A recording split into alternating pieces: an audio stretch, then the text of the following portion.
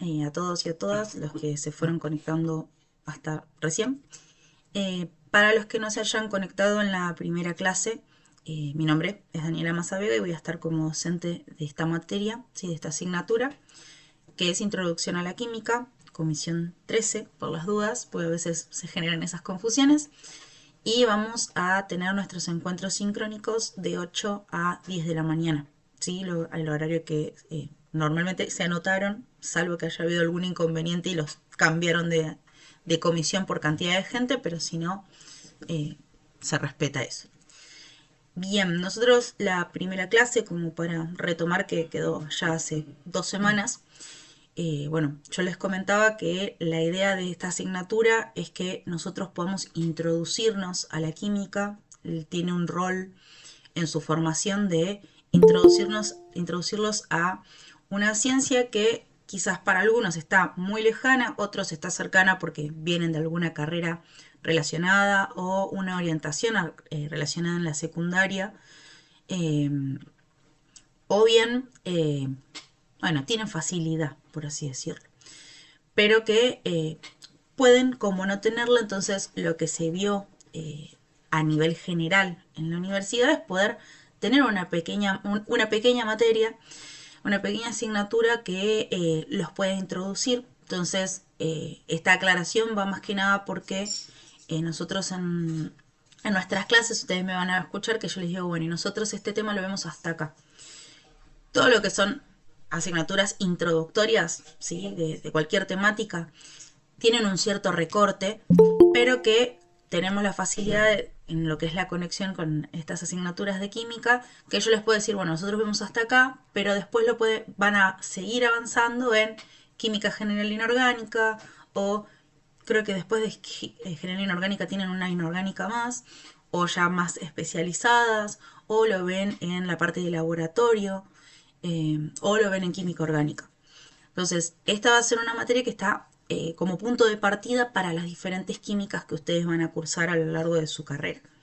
Entonces, me van a escuchar y digo, bueno, esto está hasta acá, las dudas pueden estar, yo algunas cosas les voy a responder, pero trataría de no profundizar mucho para ustedes no confundirlos, porque a veces es mucho contenido, entonces meternos en más puede llegar a generar más confusión. Pero si no, después cualquier pregunta que exceda, por así decirlo, a los contenidos de la asignatura, no hay ningún problema. Si lo puedo contestar, el verdadero si lo puedo contestar, se los contesto y no tengo drama. Bueno, en nuestra primera clase vimos lo que era la introducción a la materia, ¿sí? a nuestra asignatura, comentar un poco de qué se trataba la química y presentamos a la materia, ¿sí? Que va a ser el objeto de estudio de, ahora sí, materia de materia, no materia de asignatura. Presentábamos a la materia como el sistema de estudio de la química y que íbamos a ir respondiendo a diferentes preguntas para poder ubicarnos en este estudio, ¿sí? La composición, las propiedades, ¿sí? De qué está hecho, cómo es y sus transformaciones. El verdadero qué pasa si a esto que estoy estudiando le pasa esto. Fuimos viendo un poco cómo se responden esas preguntas, diferentes clasificaciones que van respondiendo o encasillando a nuestra materia, y después finalizamos con la definición de nuestro sistema de estudio, que eran los sistemas materiales, que ahí habíamos visto que podían ser sustancias puras o mezclas, y que particularmente en los casos de mezclas podíamos encontrar sistemas homogéneos o heterogéneos y que ambos se podían separar por diferentes técnicas, ¿sí? Que vimos una serie de técnicas. Bueno, con todo el lío del campus, que estaba, que no estaba, que se veía, que no se veía, no les puedo presentar un poco una de las propuestas que tengo para que ustedes puedan ir haciendo durante el cuatrimestre, que es foros para complementar lo que nosotros vemos, porque la realidad es que las técnicas que nosotros vemos son las básicas de separación de sistemas materiales. Entonces la propuesta del foro 1, que no me acuerdo si ya lo activé, pero después se los activo si no aparece todavía, es que ustedes puedan investigar un sistema de separación diferente a los que yo les propongo o modificaciones más avanzadas. Yo les contaba que cromatografía en papel se usa contadas veces, se usa igual, pero que ahora hay, por ejemplo, cromatografías más especializadas. Entonces, si les interesa y tienen tiempo, está buenísimo que ustedes puedan ir complementando. Y así van a ir surgiendo propuestas de foro que van a dar a una nota más conceptual que permita redondear la nota, ¿sí? Al final de la materia, para que también a ustedes los lleve a meterse un poco más en la química y al buscar, los foros están pensados para eso, que también les permita repasar el contenido de la materia, no que quede completamente aislado de lo que venimos viendo. Bien, eso era más o menos nuestra unidad 1. ¿Sí? ¿Pudieron hacer ejercicios? ¿Quedó alguna duda de lo teórico? Como para que lo veamos en este ratito y después ya avanzamos full unidad 2.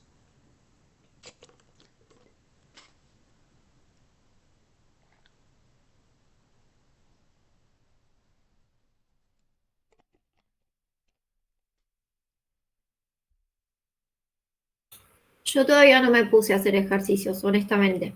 Me iba a poner ayer, pero el campus estaba en mantenimiento. Nunca me Bien, pasó eso, pero bueno. Y ahora las estaba mirando y bueno, me iba a poner, pero después de que terminara la clase, con la de los dos.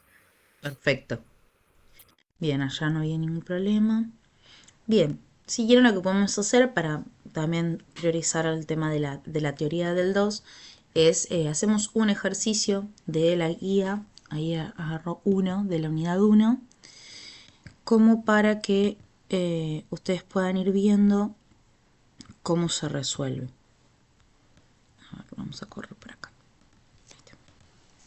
Bien, a estas alturas ustedes con la teoría de hoy y lo visto ya están con las posibilidades para poder hacer tanto la guía 1 como la guía 2 de ejercicios, y yo ya les voy a habilitar una de complementarios que son una fusión entre guía 1 y 2.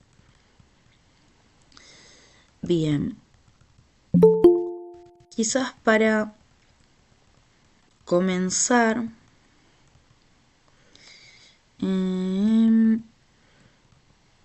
vamos a hacer el ejercicio 10, que trabaja un poco más el tema de los sistemas de separación, porque después lo que es homogéneo o heterogéneo, salvo que haya algún problema más conceptual, no suelen tener problemas, ¿sí? Y si no, delata y me pueden consultar la clase que viene.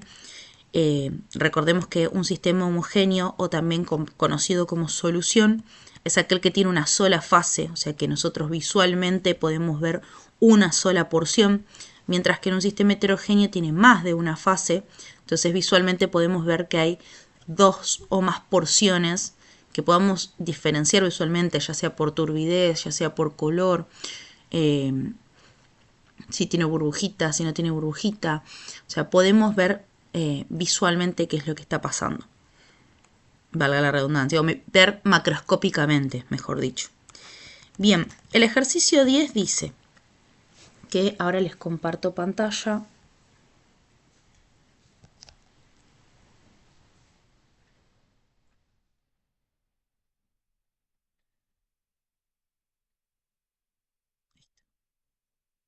Creo que ya se ve bien. Sí. Bien, el ejercicio 10 de la guía 1 para ubicarse, o página 3, dice, un niño aprovechando un descuido de sus mayores mete en un jarro, ¿sí? Entonces, nuestra unidad 1, ejercicio 10, tenemos un jarro. Eso también. Nota, no hay problema con dibujos siempre y cuando a ustedes les ayude a entenderlo. A mí particularmente dibujar las cosas me ayudan a pasar del texto a lo concreto.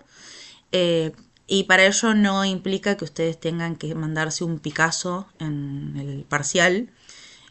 Siempre y cuando ustedes se entiendan y yo medianamente pueda entender por dónde viene la cosa, no hay ningún problema. Como verán, no voy a exigir lo que no puedo dar. Este es un jarro.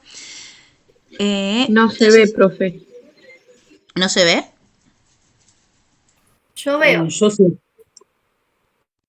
Estoy ahí compartiendo pantalla. Capaz, fíjate si no que tiene que decir Daniela Mazavega como una pantallita blanca, capaz que se te desfijó, entonces quedó como un integrante más. Ah, ahí está, profe, ya está, gracias.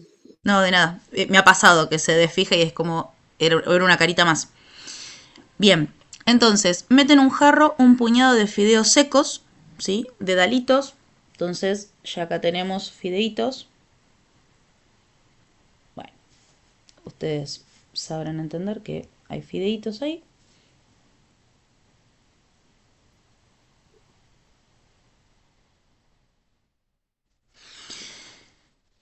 Medio vaso de agua y una cucharada de azúcar, ¿sí? Una cucharada de azúcar, ¿sí? Así que si ponemos acá por separado tenemos los dedalitos, medio vaso de agua, una cucharada de azúcar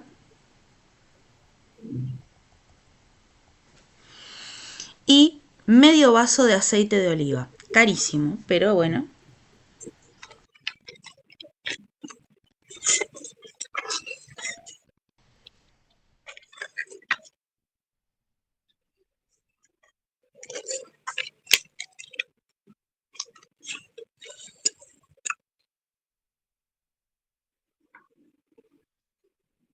Para luego revolver bien todo antes de ser descubierto.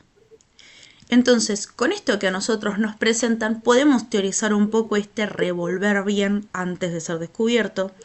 Por ejemplo, sabemos que por hervir fideos, si yo le agrego agua, la realidad es que no voy a... A ver, ahí está. Ahí admito. Perfecto.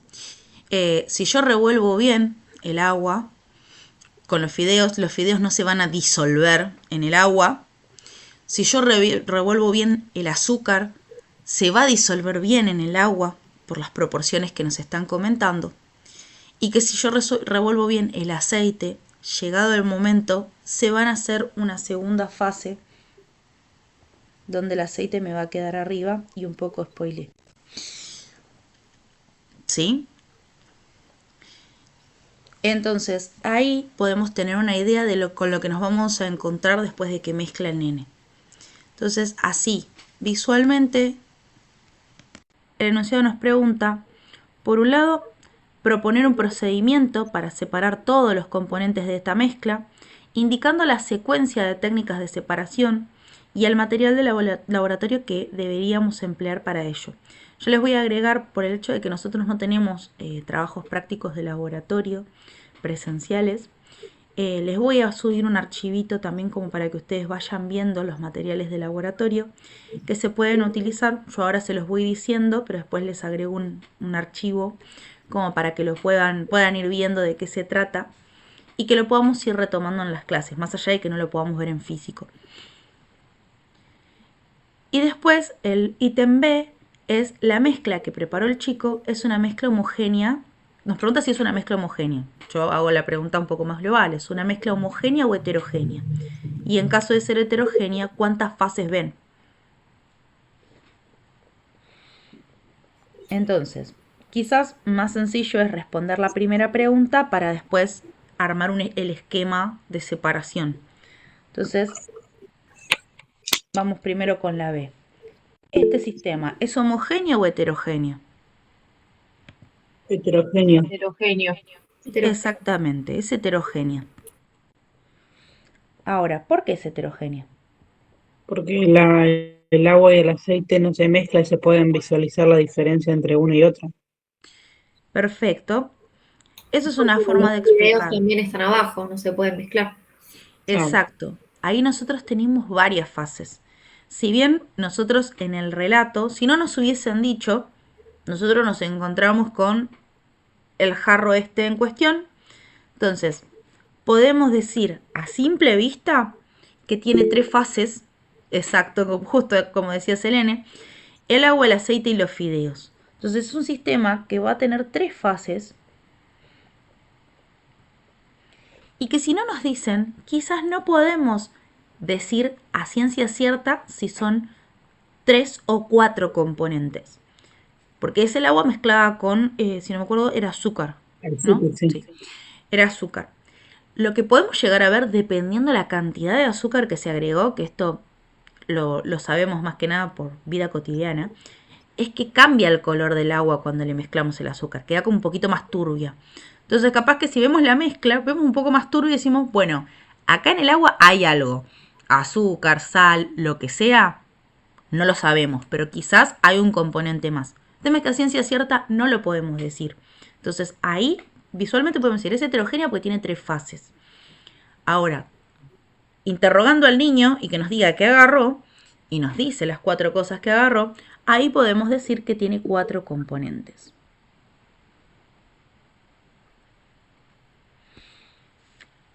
Ahora bien, puede haber muchos ejemplos diferentes. Por ejemplo, el sistema homogéneo puede tener varios componentes, pero una sola fase, ¿sí? Por ejemplo, sal, azúcar y agua se mezclan tranquilamente y pueden ser una fase, 3 componentes. O podemos tener La al mezcla de una contrario. torta. ¿Cómo? La mezcla de una torta. La mezcla de una torta. Si está todo bien mezclado, hay un montón de componentes, algunos que a veces si compramos la mezcla de exquisita no tenemos ni idea cuántos componentes tiene, y vamos a ver solo una fase. Entonces, eso también es un sistema homogéneo. Quizás a veces nosotros nos quedamos con las mezclas como que son más líquidas, pero tenemos mezclas sólidas y tenemos mezclas gaseosas también. Por ejemplo, el aire que respiramos es una mezcla de muchísimos gases. Y nosotros de partida no vemos nada, pero en ese no ver hay una mezcla de gases. Entonces vamos a tener diferentes ejemplos. También, y esto les adelanto para que tengan en cuenta con los ejercicios de la guía, van a tener mezclas que son heterogéneas, pero que en realidad es un solo componente.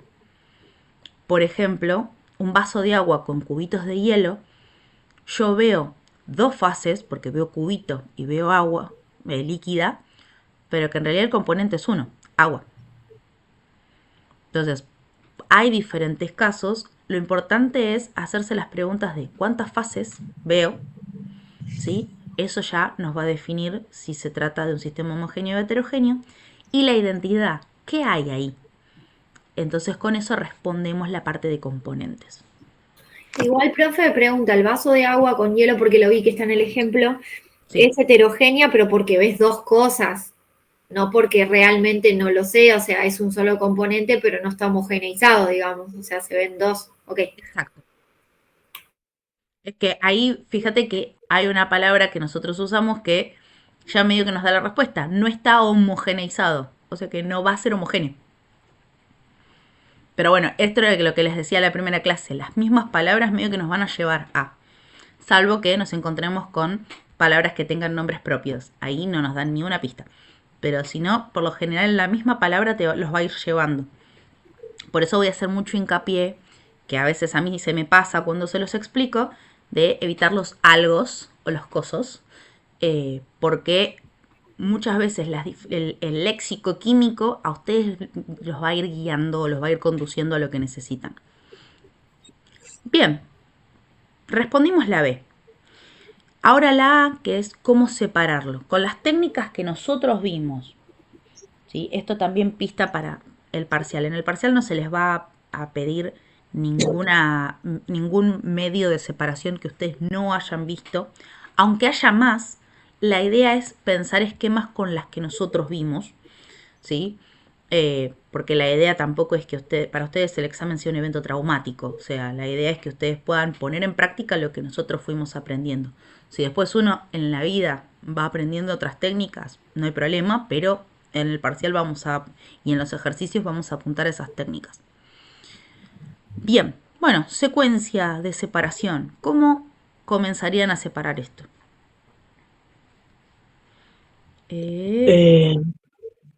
Filtración para separar los fideos Filtración para separar los fideos. y decantación para separar el agua, el aceite y el agua. Perdón, decantación para separar el El agua y el aceite. Bien. Bien, acá dicen primero una filtración, tanto por chat como por micrófono. Me dicen que primero una filtración para separar.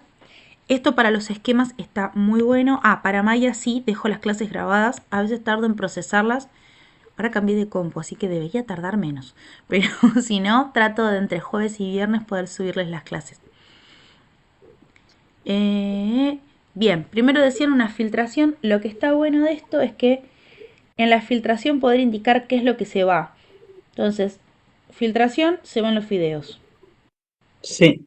Sigue en carrera el agua azucarada con los fideos. Perdón, el agua azucarada con el aceite. Después, otra de las compañeras dijo decantación para sacarnos el aceite. Sale el aceite y sigue en carrera el agua con el azúcar. ¿Puede ser evaporación en ese caso, que se calienta el agua para que evapore el agua y quede el azúcar? Sí.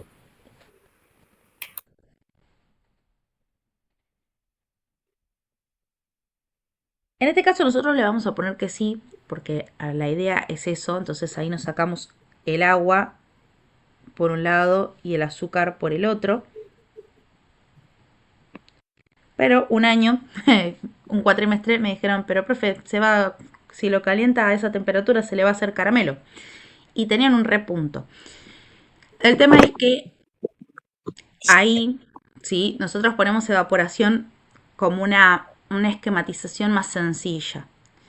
Se podría llegar a hacer una destilación más asistida afectando la presión, como para que no se forme el caramelo.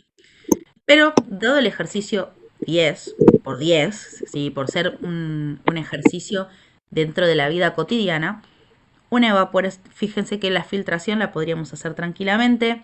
Agarramos un filtro de café y se filtra. Sí, la única macana de todo eso en realidad es que en la filtración medio que el filtro se podría quedar medio aceitoso, pero pasa. La decantación vimos que podía ser con una ampolla de decantación, así como también puede ser con el mismo jarro y una varilla para que caiga primero lo menos denso, ¿sí? Y después tenemos la evaporación, que sería calentar básicamente el agua con el azúcar. Podría usarse destilación, ¿sí? Algo que habíamos hablado en la clase pasada es que cualquiera de las dos posibilidades puede ser, ya sea evaporación o destilación.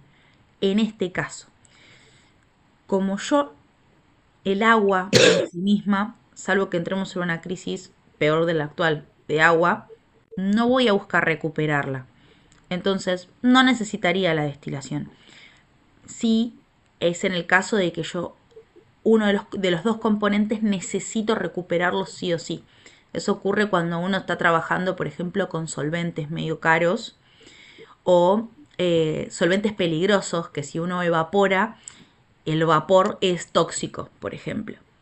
Pero el agua ni el vapor es tóxico ni es algo que uno busque recuperar. Entonces con una evaporación sencilla alcanza. Pero si ustedes pusieran destilación, está bien igual.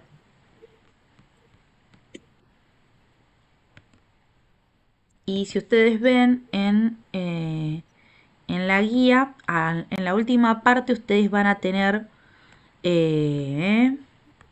sí, en la última parte ustedes van a tener las respuestas.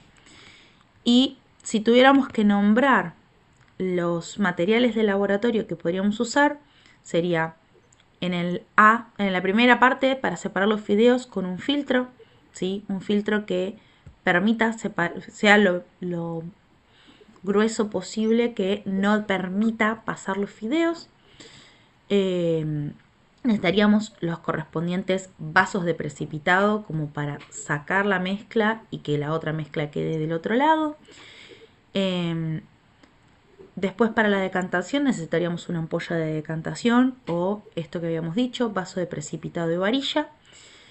Y después tenemos, en el caso de la evaporación, un mechero Bunsen o alguna fuente calefactora, ¿sí? A veces hay planchas calefactoras que permitan llegar al punto de ebullición del agua o del componente con el punto de ebullición más cercano, también en un soporte que banque esas temperaturas y un material de vidrio que también le permita llegar a esas temperaturas sin que explote, ¿sí? Entonces, esos serían como los materiales: vasos de precipitado, varillas, ampolla de decantación y mechero Bunsen. Bueno, y el filtro. ¿Se entendió más o menos? Perfecto. Sí, profe. Buenísimo. Si no, cualquier cosa, como les dije, no hay pregunta tonta. Bueno, después les queda a ustedes el resto de los ejercicios. Igualmente, si tienen alguna duda, alguna consulta, o si, qué es lo que suele pasar cuando uno se pone frente al ejercicio y dice, che, hay algunas cosas de la teoría que no me habían cerrado del todo, lo charlamos y no hay ningún problema. Sí, aclarar, así yo no me olvido tampoco, que ya está la solapa de tutorías.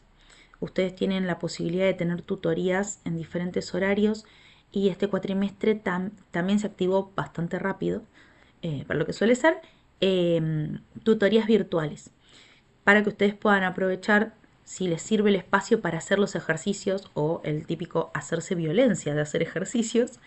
Ya están colgadas en una pestaña en nuestra misma aula del campus. Tiene una pestaña que dice tutorías estudiantiles. Es más, ahora se los muestro porque yo les debía ver un poquito el campus.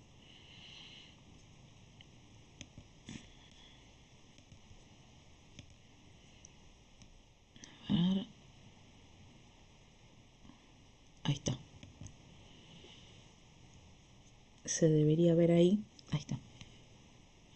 Sí, ahora el Meet tiene este formato extraño, así que vamos a ver cómo lo corro. Así ustedes pueden ver bien. Esta es la visión que deberían tener ustedes del campus general, nuestra pestaña, y acá tienen por un lado las tutorías con estudiantes asistentes, ¿sí? Y las tutorías del programa de fortalecimiento de las trayectorias académicas. Este programa empezó a funcionar el cuatrimestre pasado, y por lo que me fueron compartiendo algunos estudiantes, dijeron que estaba bueno, así que como para que puedan aprovechar ambas cosas. Si ustedes entran acá, van a ver las tutorías presenciales y las tutorías virtuales con su correspondiente horario, link y el tutor o tutora que los va a acompañar. Comienza esta semana.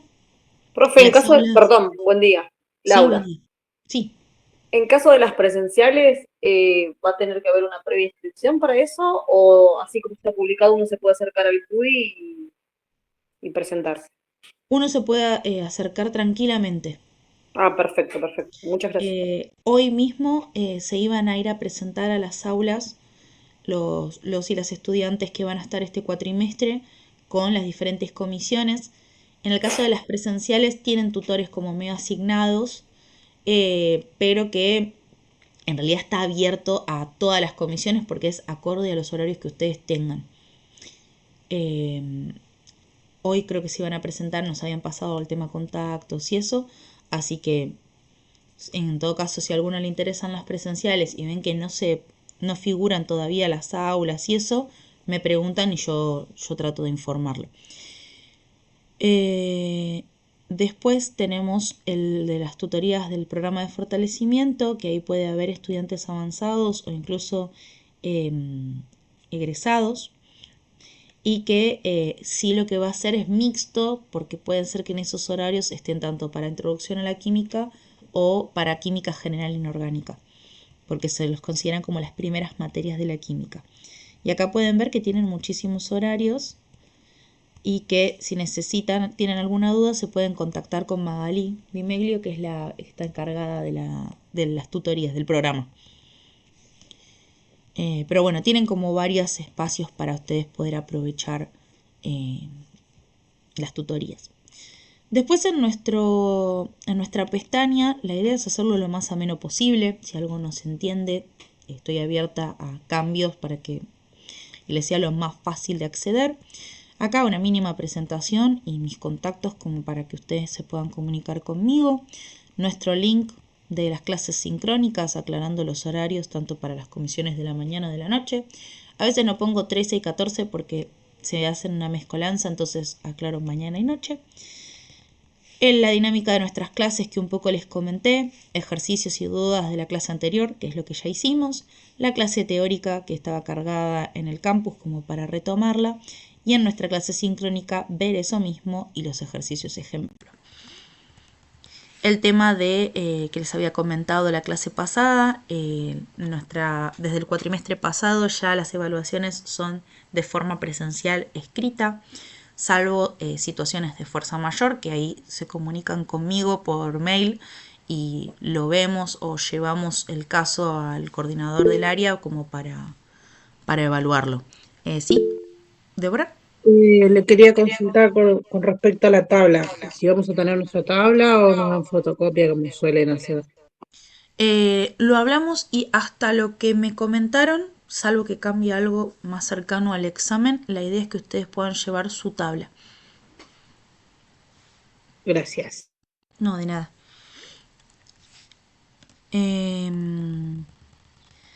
Bueno, acá mínimo punteo de nuestras unidades y acá el programa completo donde no solo tienen los temas y el desglose de punto por punto de cada unidad, sino también las condiciones de aprobación, el objetivo de la asignatura dentro de su formación profesional, etc. Básicamente todo el marco de esta asignatura. Los invito a leerlo, se los dejo a propósito también para que ustedes, por un lado, estén informados de cómo va a ser las evaluaciones, si en el caso de que se olviden y no tengan que ver toda la clase 1 de vuelta, y que también siempre pidan el programa de la materia o algo parecido cuando recién arrancan, como para ustedes saber cómo va a ser su cursada. Lo mismo con el cronograma. Este es un poco más dinámico, que se va a ir moviendo a medida que vamos completando las semanas. Tienen acá, si ustedes apuntan, les dice los contenidos que se supone que tenemos que ver cada semana y las evaluaciones. Como verán, este cuatrimestre, si no se entiende el más movidito, acá el estático, va a quedar bastante intenso el cuatrimestre, pero vamos a hacer lo posible para que salga todo bien. Ahí ya tienen las fechas, más que nada para que puedan pedir en el trabajo, por esto de lo de la presencialidad. Esta consulta preintegrador la agrego yo, en realidad ustedes ya están sin clases hasta acá, pero pongo esta instancia de preintegrador porque a veces queda muy lejos, por ejemplo, para los que, en un caso hermoso en el que aprobaron los 2 parciales, no alcanzó para promocionar, pero aprobaron la materia. 18 de junio al 23 de julio queda lejísimo, entonces está bueno que ustedes puedan aprovechar para consultar, para preguntar previo a rendir el integrador. Pero bueno, es optativo. Siempre les pregunto, les digo que me avisen con tiempo, cosa de que armo la clase y lo vemos. En esta cartelera y foro de avisos y consultas les voy a ir comentando las cosas más importantes. Por ejemplo, no sé, el tema de paros o cuestiones institucionales por las cuales no podemos tener clase, o si me llega a pasar alguna situación, complemento con el grupo de WhatsApp, pero bueno, hay veces que o no tienen WhatsApp o no revisan los mails, entonces el campus mínimamente lo revisan 1 o 2 veces por semana. Las diapositivas, estas son las que corresponden al primer parcial y esto es el segundo parcial. La encuesta inicial, me había olvidado de modificar que diga primer cuatrimestre 2025, pero sé que ya varios hicieron la encuesta, así que tengo que ir viéndolo. Acá las unidades, como las voy habilitando para que ustedes puedan ir viendo el contenido. Este me faltó ocultar. No hace falta que ya lo vean. La guía de ejercicios. Una tabla periódica, ¿sí? Esta tabla periódica está buena, hoy la vamos a explorar un poquito más. pero si no, con su tabla periódica también está bien. Una autoevaluación para que puedan ir practicando. Tampoco entren en pánico porque el sistema de las autoevaluaciones es medio delicado, de que tenés que poner tal cual, punto y coma y qué sé yo. Entonces no entren en pánico si se sacan menos nota de que la que esperarían. Yo eso después lo reviso. Y acá lo de las actividades en foros, para que ustedes puedan colaborar en el foro con los diferentes sistemas materiales que puedan ir encontrando. Acá voy a subir las clases grabadas, que ahora veo que no se habilitó, con razón, así que ahí yo se los habilito. Ya están las clases grabadas de la primera clase y van a tener la de esta clase también. Y acá les sumo a veces cosas interesantes o que fuimos hablando durante las clases sincrónicas, para que ustedes lo puedan ver. Quedó acá abajo, me quedó desordenado, pero ya estaba la clásica. Eso yo se los voy a modificar y se los voy a poner arriba para que puedan ir viendo por las pestañitas. Bien, eso tema campus y tutorías. ¿Hasta ahí alguna consulta? En el chat pusieron ahí. A ver. Sí, lo de las diapositivas serían los temas que entran en el parcial, que básicamente son la unidad 1 a la 3, y son las diapositivas de las clases que nosotros vamos a tener. Obviamente que yo lo que les recomendaba, entran temas los ejercicios, que recomiendo fuertemente que lean la bibliografía, también para que se embeban en esto de los términos, como método de repaso también de nuestras clases.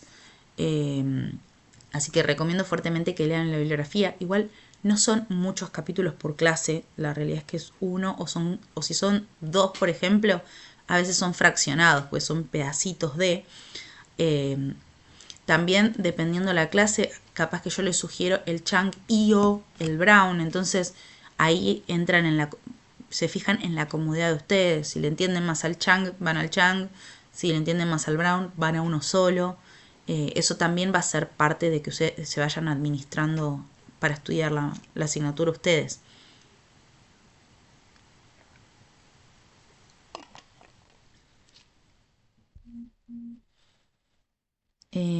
Bien, pero sí, serían los temas que entran en el parcial. ¿Alguna duda más? No. Buenísimo. Entonces vamos a avanzar con la teoría de este día. ¿Alguno o alguna pudo ver la clase que correspondía a la semana pasada? Si no, hacemos un pantallazo. Yo la vi anoche. Bien. ¿Alguno más? Si no, acá honestidad completa. Sí, profe, yo la vi también. Perfecto. ¿Hay dudas puntuales? ¿O quieren que hagamos un repaso ahí más generalizado y van preguntando? Por ahora no. Bien. Listo. Si no, vamos directo a la clase de hoy, que sería la unidad 2, parte 2. Y voy retomando de la otra clase. Bien. Ahí los voy viendo por acá. Profe, una Sí. consulta. Porque ahora estaba mirando los ejercicios de la clase 2, de la unidad 2, perdón, de la clase pasada, vamos a decir. Sí. Y me quedó solo una duda, porque hay un cuadro, el primero, que dice: indique el número de protones y electrones cada uno de los siguientes iones comunes. Bien.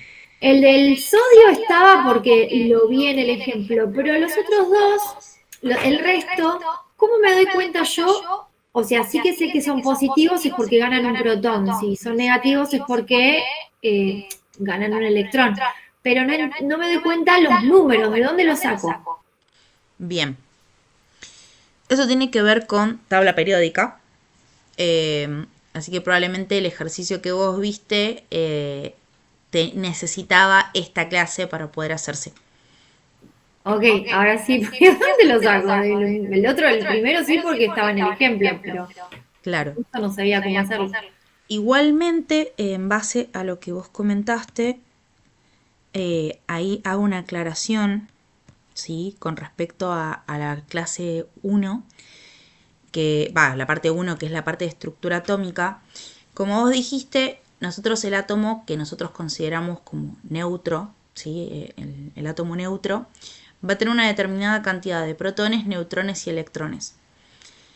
El tema es que va a tener igual cantidad de electrones y de protones para ser considerado neutro, ¿sí? Después, dependiendo de cada elemento, va a tener su composición particular, pero el átomo, como nosotros lo vemos, y en realidad el átomo como es, va a tener el protón y los protones y los neutrones en el núcleo.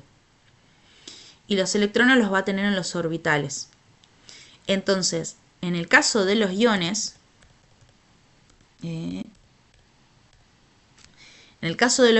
siempre va a ser pérdida o ganancia de electrones, ¿sí?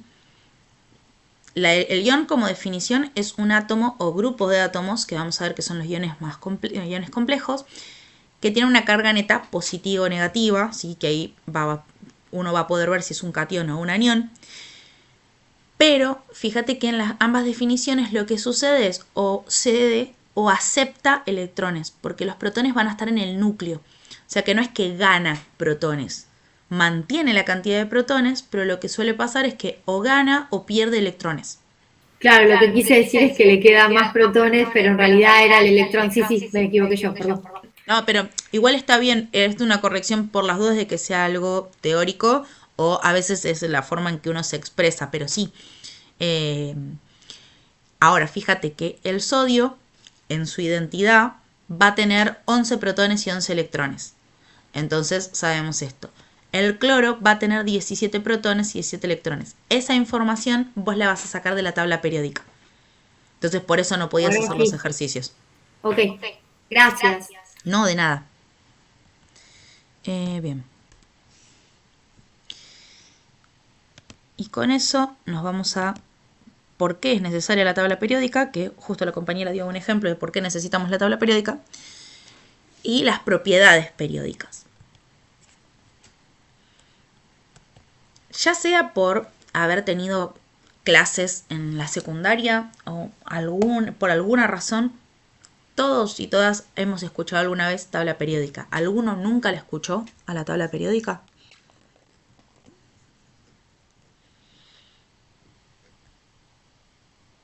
No, todos hemos escuchado y o usado la tabla periódica en alguna ocasión.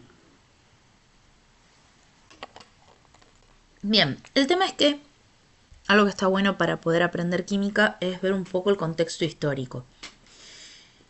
La tabla periódica surge a partir del intento de poder organizar toda la información que se había ido encontrando en lo que es el periodo entre 1800 y 1900, acerca de lo que era la estructura, ¿sí? Y las propiedades, o sea que cómo es, de los elementos. Entonces ahí empieza como una carrera que no sabían que era una carrera, para encontrar una tabla periódica, ¿sí? O mejor dicho, una tabla que pueda condensar toda la información que había hasta el momento en esa área. Ahora, ¿qué pasa? En ese momento no había tanta comunicación, o no era tan rápida tampoco. Entonces, al mismo tiempo surgen como diferentes propuestas de tabla periódica. O sea que globalmente había una misma búsqueda, pero surge como en diferentes puntos. Y lo que buscaba la tabla periódica era que poder agrupar los diferentes elementos, ¿sí? Que hoy conocemos como elementos, que tienen propiedades químicas y físicas semejantes. ¿Qué quiere decir? Se iban descubriendo de elementos. Recordemos que la ciencia en ese entonces era para la gente que, vamos a decirlo de esta forma, tenían mucha plata y mucho tiempo, ¿sí? Entonces tenían la posibilidad de ir investigando y poder utilizar sus recursos para poder encontrar o poder preguntarse qué es lo que sucedía con determinada cosa. Entonces se fueron descubriendo diferentes elementos, metales, piedras, gases, lo que estaba a su alcance. Pero lo que van encontrando también es que había ciertas similitudes. Entonces empiezan a agruparlos por similitud. Este se parece a este en esto, este se parece en esto, pero se diferencia en esto otro, entonces podemos decir que son dos cosas diferentes, y así. Una primera tabla periódica ordena a los diferentes elementos por masa. Nosotros, medio ya spoileados con la clase anterior, sabemos que la masa no determina a la identidad del elemento, sino el número de protones. ¿Sí? Porque los protones son lo que no se modifica, lo que no cambia. ¿Sí? Porque si cambia el número de protones, cambia la identidad del elemento. Empieza a tener propiedades químicas y físicas diferentes. Pero sí vimos que podía cambiar la masa porque puede cambiar el número de neutrones, que ahí entraban los isótopos de la clase pasada. Entonces varía el número de neutrones, pero no varía el número de protones. Entonces tiene la misma identidad, cambia muy poquito las propiedades químicas, pero que en realidad propiedades físicas, pero en realidad sigue teniendo la misma identidad. Entonces, el primer atisbo fue una tabla periódica ordenada por masa. Pero cuando fueron encontrando que había elementos con diferente masa, pero que tenían las mismas propiedades químicas y físicas, dijeron, bueno, no, esto es un mismo elemento. Y veían elementos que tenían la misma masa y eran el agua y el aceite. Entonces, ahí, después de encontrar que la identidad estaba dada por los protones, comienza a buscarse esa tabla periódica ordenada según el número atómico.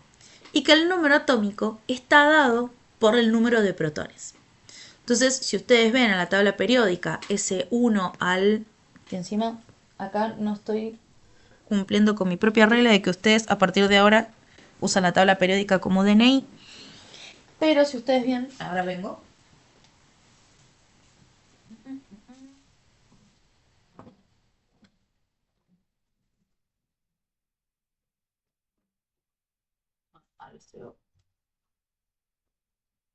Ahora les muestro la tabla periódica online.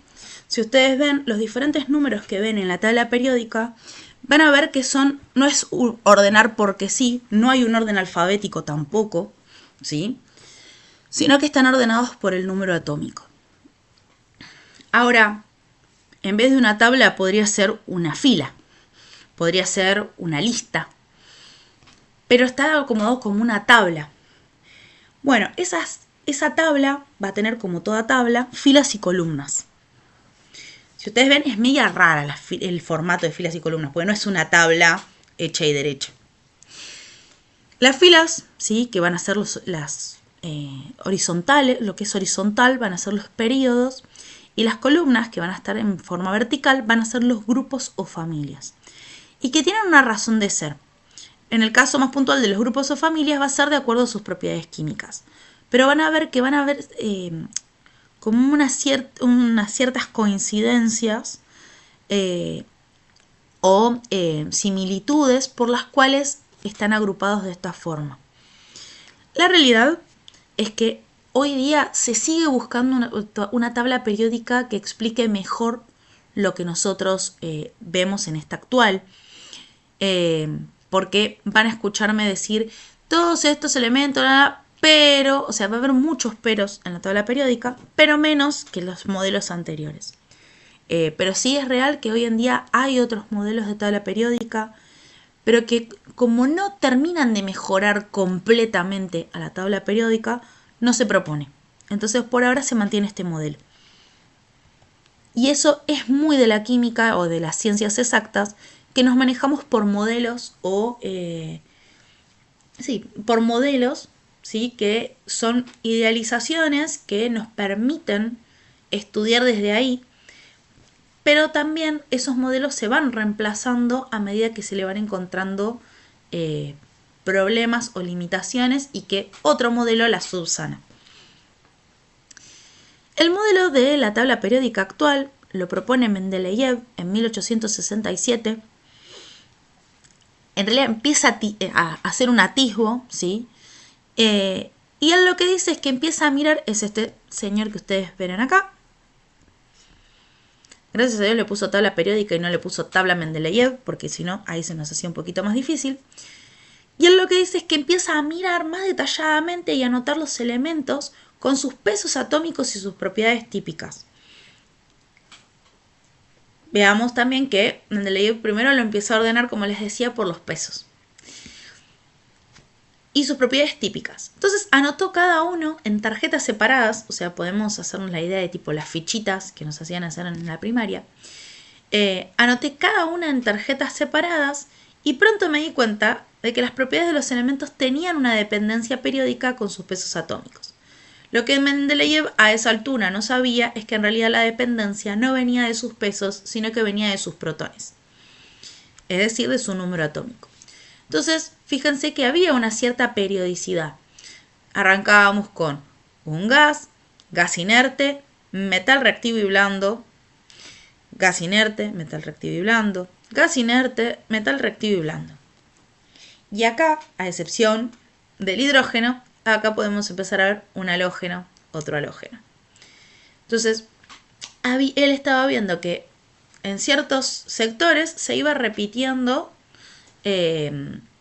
propiedades físico-químicas que las diferenciaban. Lo cual llevó a la tabla periódica como nosotros la conocemos, ¿sí? No tiene, como les decía, un formato de tabla hecha y derecha, porque fíjense que acá hay huecos, ¿sí? Y que acá, si uno la tuviera que estirar, habría un hueco acá, porque tenemos todos estos que están acá adentro. Lo que nosotros podemos ver es que vamos a hablar de periodos a estas filas y grupos a las columnas. Pero, por ejemplo, esta tabla de Microsoft ya nos lo acomodaba por colores y tienen ciertos nombres que ahora vamos a ir explicando. Pero estos mismos colores nos van dando pistas de que hay una cierta periodicidad y que no es al azar la ubicación que se le fue eligiendo en la tabla periódica. Si tuviéramos que dividir a la tabla periódica a grandes rasgos, vamos a encontrarnos con un sector de metales, un sector de metaloides o semimetales y no metales. Entonces podemos decir que tenemos tres categorías, donde los metales son la mayoría, los no metales, que son 17, ¿sí? Dentro, ahí vamos a ver que hay divisiones entre los no metales, hay divisiones entre los metales, y después tenemos los metaloides, que dependiendo de la situación se comportan más como un metal o como un no metal. Después vamos a ver dónde hacemos algunas simplificaciones respecto a eso. De izquierda a derecha, ¿sí? En cualquier periodo, las propiedades químicas y físicas cambian gradualmente de metal a no metal, ¿sí? Entonces, si nosotros hacemos la lectura de izquierda a derecha, como solemos hacer, vamos a ver que hay un cierto patrón que arranca en metales y termina en no metales. Que eso era lo que veía Mendeleev cuando juntaba las fichas. Ahora, ¿qué implica o qué significa que un elemento sea metal, no metal o metaloide, ¿no? Y acá aclarar, por si paso un poco de largo, lo que nosotros venimos hablando son todos átomos, ¿sí? Todo esto que está acá ubicado es hablando de un átomo de ese elemento neutro y que el nombre de cada elemento o identidad va a estar dada por estos protones que mencionábamos de la clase anterior. Bueno, esta clasificación, que es ser un metal o un buen metal, un no metal o un metaloide, particularmente va a estar definido por que en el caso de los metales son buenos conductores de la electricidad y del calor, mientras que los no metales es todo lo contrario, son malos conductores de la electricidad y del calor.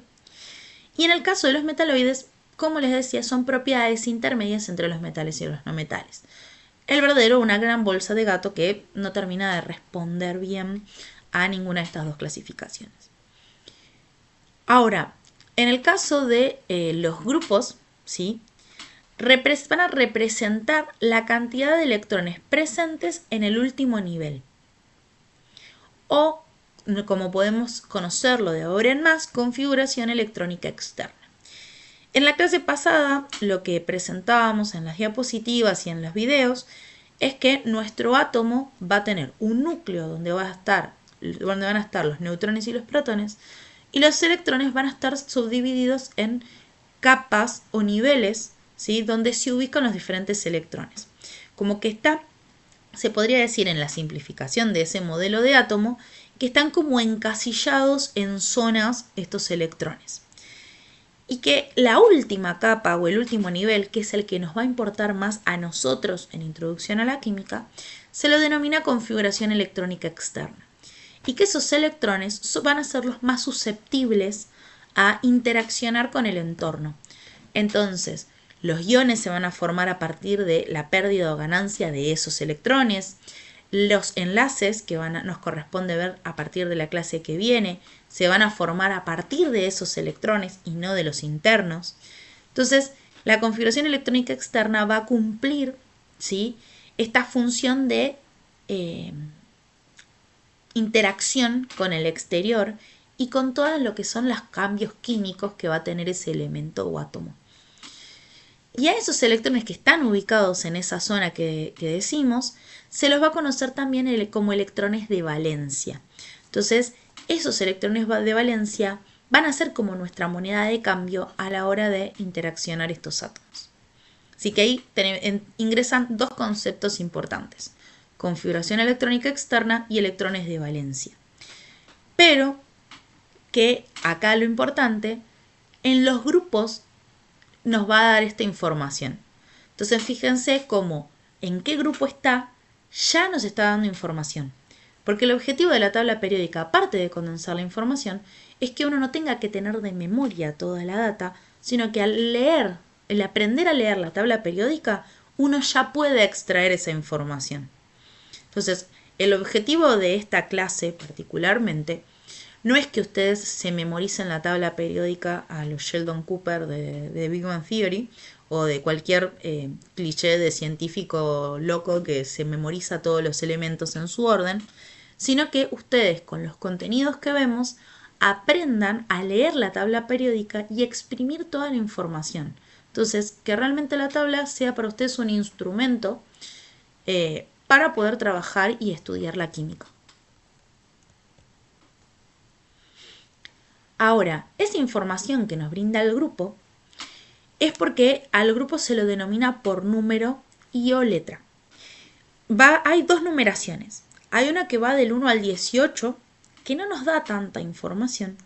Y después está la denominación por número A y B, que ahí le podemos sacar más información. Entonces, nosotros vamos a tratar de trabajar más con eso, con los que son número y letra. Y después de eso, lo vamos viendo con sus tablas periódicas. Y algunos grupos tienen nombres especiales, porque son tantas las similitudes que tienen, que hasta incluso los podemos englobar como como un grupo, valga la redundancia, pero con nombre propio y con propiedades particulares. Por ejemplo, los que están en el grupo 7A son los halógenos, o grupo 17, o los que están en el grupo 8A o 18, que son los gases nobles, ¿sí?, que por su distribución de electrones, ¿sí?, hace a que tengan propiedades particulares. Por ejemplo, los gases nobles son menos propensos a interaccionar y formar enlaces por la estructura electrónica que tienen, por ejemplo. O los halógenos son mucho más susceptibles a generar enlaces o iones también por su configuración electrónica. Entonces ahí podemos ver ahora esa subdivisión que era más grosera, por así decirlo, entre metales, no metales y metaloides, en grupos puntuales como son metales alcalinos, metales alcalinotérreos, metales de transición, que son el gran bloque B, o grupos no principales. Después los grupos principales van a ser aquellos que tengan la letra A, como yo les mencionaba. Los halógenos y los que me quedó tapado por el loguito, gases nobles. Después acá entre medio, dentro de los metales de transición, están los lantánidos y los actínidos, que son principalmente aquellos que se fueron descubriendo de forma artificial y que fueron de los últimos en ser descubiertos. Entonces por eso están como casi como un apartado. La realidad es que nosotros vamos a trabajar muchísimo más con lo que nosotros llamamos grupos principal y con algunos casos de los metales de transición. Hasta ahí, ¿cómo venimos? Perfecto. Buenísimo. Ahí voy viendo por los mensajitos. Perfecto. Los pulgares arriba también me sirven.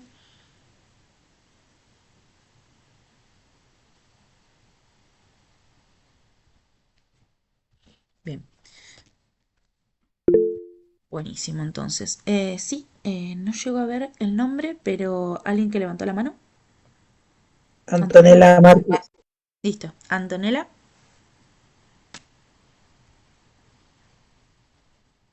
Capaz que se levantó sin querer. No pasa Sí, nada. fue sin querer, profe, perdón. No pasa nada. No pasa nada, no pasa nada. La idea es que no se me pase que si quieren preguntar algo. Bien. Esto es de los casos que yo les voy a decir, esto lo ven en química general inorgánica, así que lo vamos a ver por arriba a lo que a nosotros nos interesa. Los periodos van a representar cuántos niveles de energía va a tener el átomo, ¿sí? Es decir, en cuántos niveles están distribuidos los electrones, y que en un modelo más avanzado, en cuántos orbitales. Nosotros, si bien vemos hasta lo que es el formato del átomo de Bohr, ustedes después en química general inorgánica van a ver lo que se llama modelo de Trepel, que es de pares de electrones de valencia, y es como un modelo más avanzado y que permite explicar más cosas. Pero para lo que nosotros necesitamos, nos quedamos con este modelo intermedio, que es pie para el siguiente. Entonces no es que yo les estoy enseñando algo que después hay que autodestruir antes de arrancar química general inorgánica, sino que es base. Pero a nosotros en nuestra simplificación vemos cómo están distribuidos los electrones por capas, ¿sí? Entonces podemos decir que en la primera capa hay tantos electrones, en la segunda tantos, en la tercera tantos y así. Esta diapositiva lo que explica, que es realmente lo que pasa en el periodo, es que explica la configuración electrónica en general, pero que en sí el periodo nos va a dar la información de el nivel en el que está la configuración electrónica externa. Es decir, si mi átomo tiene 5 niveles, en el quinto va a estar la configuración electrónica externa. Por lo tanto, va a estar en el quinto periodo. ¿Sí? Esa es la información que nos va a estar dando la tabla periódica. Entonces, nosotros buscando nuestro elemento va a ser al revés. Si yo veo que mi átomo está en el periodo 2, es que tiene 2 niveles y su configuración electrónica externa va a estar en el nivel 2. Entonces, fíjense cómo saber esto, ya encontrar el elemento en su ubicación en la tabla periódica, ya sé cuántos electrones tiene en su configuración electrónica externa, porque veo el grupo, y sé cuántos niveles tiene, porque tengo el periodo. Desconozco si muchos juegan o han jugado, cuatrimestre a cuatrimestre voy perdiendo gente, a la batalla naval. No, no. Cada vez pierdo más gente en la batalla naval, pero en lo que es sistema de ver, o en Excel, por ejemplo, filas y columnas, la celda donde me ubico, automáticamente yo veo en qué fila está, qué número y qué letra. Bueno, acá en la tabla periódica pasa lo mismo. Según la columna y según la fila, yo tengo mi elemento y eso me va a dar la información. Entonces es como que termino buscando tuki, tuki y encuentro a mi elemento. Las letras que pueden llegar a generar confusión a esta altura son el famoso, en química general inorgánica lo ven, pero responde a cuántos electrones entran por subniveles. Nosotros nos vamos a quedar con niveles, pero sepan que cada nivel tiene subniveles. Entonces yo sé que en un subnivel S entran 2 electrones, o tiene capacidad para 2 electrones, en el P tiene capacidad hasta 6, en el D tiene capacidad hasta 10, hasta 8, 2, 6, 2, 6, sí, creo que son 8 o 10, ahora no me acuerdo, pero que eso va a sí, 10, 2, 6 y 10, va habilitando la cantidad de electrones que entran por ese subnivel. A nosotros para lo que necesita, sí, Perdón, ¿cómo dijiste que las letras corresponden a qué? a subniveles. Fiorella, ¿puede ser? Sí, profe, perdón que moleste. Te iba a hacer una consulta. Si no podías volver a repetir, ponele, si tiene 3 periodos, el tercero era la configuración y para atrás, ¿qué era? Que me olvidé. Para atrás son lo que se denominarían niveles completos. O sea, tiene la cantidad máxima de electrones que entran en ese nivel. Van a ver que en la configuración electrónica externa no están del todo completos y que eso va a dar pie a la unidad 3, que son los enlaces. Buenísimo.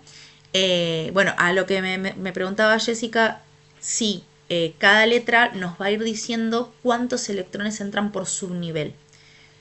Después creo que en la teoría, por cómo está recortada, capaz que no está, pero en algunas tablas periódicas pueden ver que dice, en S entran 2 electrones, en P entran 6 electrones y en D entran 10 electrones. Pero que a nosotros nos interesa en realidad cuántos electrones entran por nivel, independientemente de cuántos entran por subnivel, y cuántos electrones hay principalmente en la configuración electrónica externa, porque da pie a los enlaces y a entender los enlaces. Y como les dije, siempre va a haber peros en la tabla periódica, pero el gran pero de la tabla periódica son los metales de transición. ¿Sí? Como vimos, los grupos principales eran los A. ¿Cuáles eran los no principales? Los B, metales de transición. Como ven acá, los elementos de transición, si se fijan, la configuración electrónica externa la tienen en el nivel 1 menos que el período en el orbital D. Tiene que ver con una cuestión energética, por eso también los hace elementos de transición. Pero ahí vamos a ir haciendo ajustes en los ejercicios y eso para que se entiendan, ¿sí? Pero sepan que los elementos de transición van a ser el gran pero de la tabla periódica.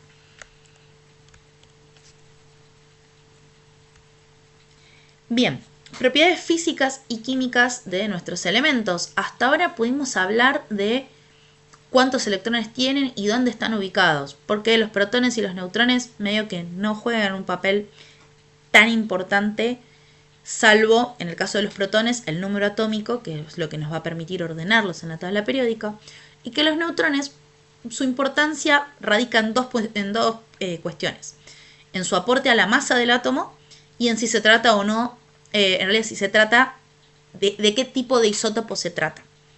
Una aclaración que no hice por no haber visto no haber trabajado con las diapositivas de la unidad 2 parte 1, es que un error común que ocurre con los isótopos es que cuando yo les presento la tabla periódica, el elemento que ven o como está armado en la tabla periódica, ustedes me dicen que es el elemento normal. Y cualquier cambio en la masa es un isótopo. Sí y no. Que es lo que vamos a ver con la tabla.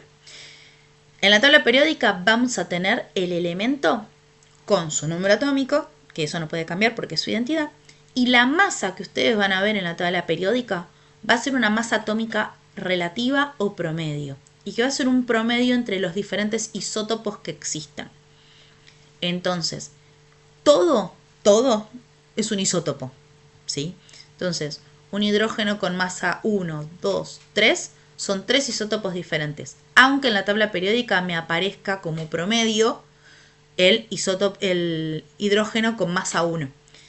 Pero en realidad sepan que hay 3 isótopos y que no hay un normal y sus isótopos. Todos son isótopos entre sí. Es como decirles, en mi casa somos 5 hermanos. no, en realidad en mi casa no, pero bueno, son 5 hermanos. No puedo decir que uno es el hijo y los otros 4 son hermanos. Todos son hermanos entre sí. Bueno, con los isótopos pasan lo mismo. No es que hay uno y el resto son isótopos. Todos son isótopos entre sí. No sé si con esa explicación se entiende. Pero suele ser un típico error de parcial que me dicen, este es el normal y el otro es el isótopo.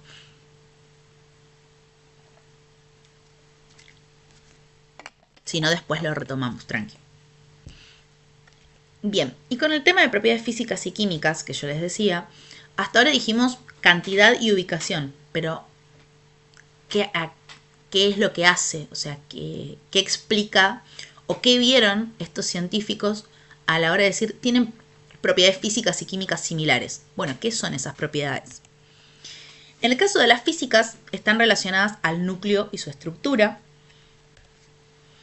Entonces podemos decir que por el núcleo, cómo está formado el núcleo y la estructura, es decir, los electrones, cómo están o cómo está distribuido el átomo, podemos ver que los metales explican por qué los metales son buenos conductores de la electricidad y del calor, porque la mayoría son sólidos a temperatura ambiente, aunque haya, por un lado, metales líquidos como es el mercurio. Ahora casi no se está usando porque era un peligro, pero seguramente se acuerdan de los termómetros o trabajaron en algún momento con termómetros de vidrio, ¿sí? Que tenían el mercurio. Ese es un metal líquido, tóxico, que la típica te decían, si se rompe el termómetro, era como no lo toques. Eso era mercurio. Algunos poseen propiedades magnéticas, principalmente los que son los metales de transición, como el hierro, el cobalto y el níquel. ¿Sí? Como ustedes sabrán, hay metales que tienen propiedades magnéticas y otros que no. En el caso de los no metales, la mayoría son gases a temperatura ambiente, ¿sí? Oxígeno, flúor, cloro, o sea, la mayoría están en estado gaseoso. Algunos, como son el carbono, el yodo y el azufre, son sólidos, ¿sí? Recordemos que las formas más conocidas del carbono en estado sólido son el carbón y el diamante, o después ya nos vamos al grafito. Después tenemos el yodo, que ese quizás no lo vemos tan seguido, pero el azufre, habrán visto las barritas de azufre que a veces se pasaban para contracturas musculares. Y tenemos el bromo, que es líquido a temperatura ambiente, por eso por lo general el bromo se almacena a temperaturas muy bajas, ¿sí? Para que esté sólido. Y no son buenos conductores del calor y la electricidad, que era lo que nosotros decíamos. Y en el caso de las metaloides, como decíamos, es un carácter intermedio entre metales y no metales. Entonces vamos a tener elementos como el silicio, ¿sí? Que es el más común, es el que está en la composición del vidrio y de la arena, y que la mayoría son sólidos a temperatura ambiente, por eso la mayoría, ahí ya se parecen un poquito a los metales, y que tienen propiedades semiconductoras, es decir, no tienen una muy buena conducción de la electricidad y el calor, pero son mejores que los no metales.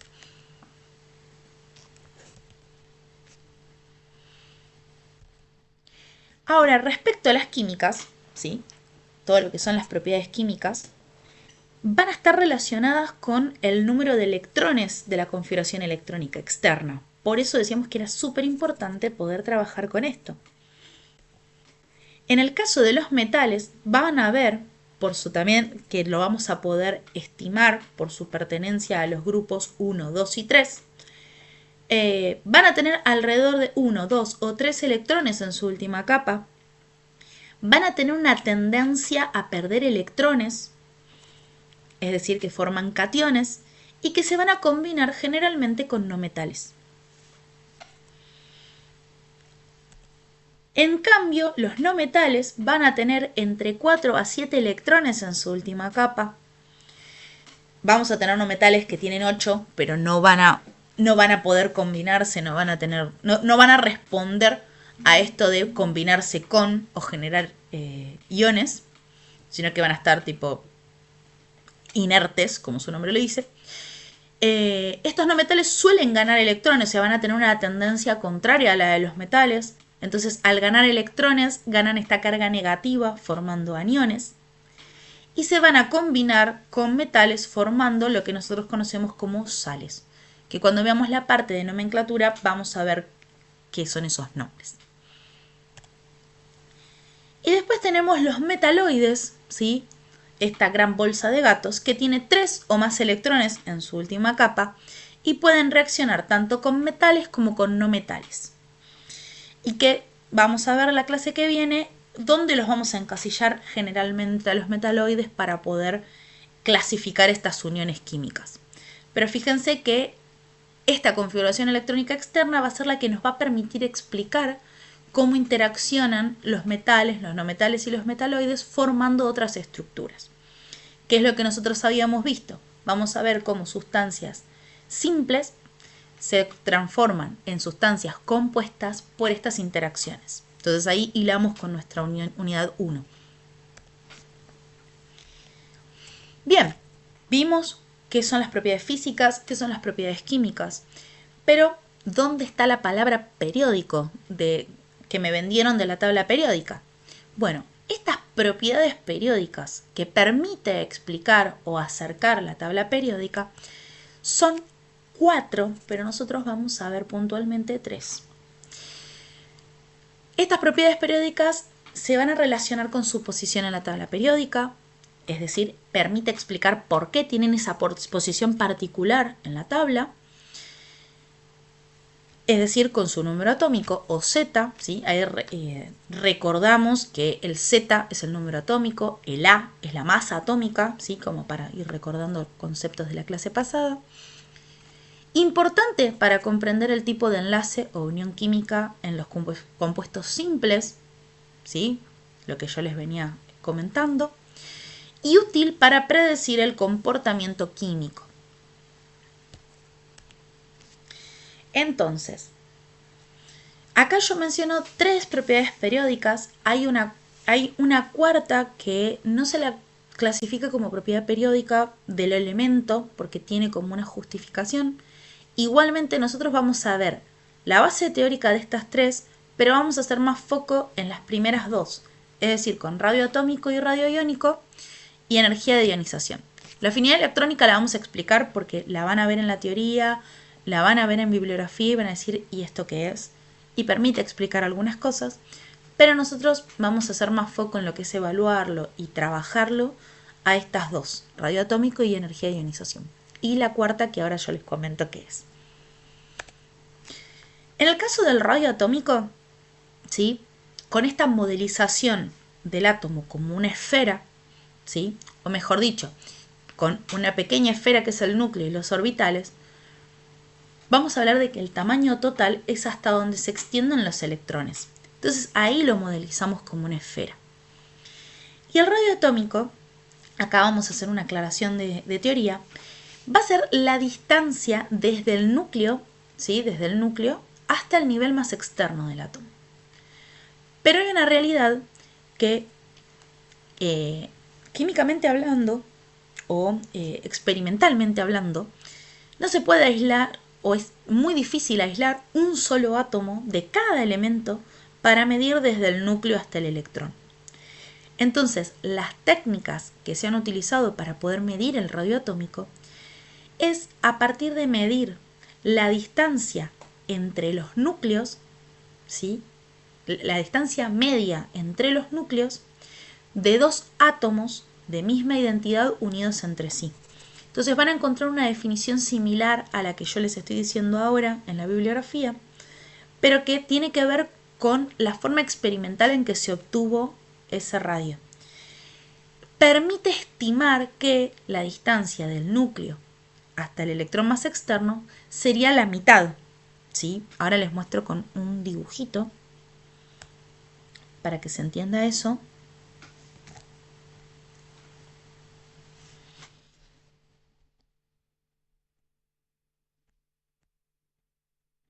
A ver si me deja. Pero ahí está.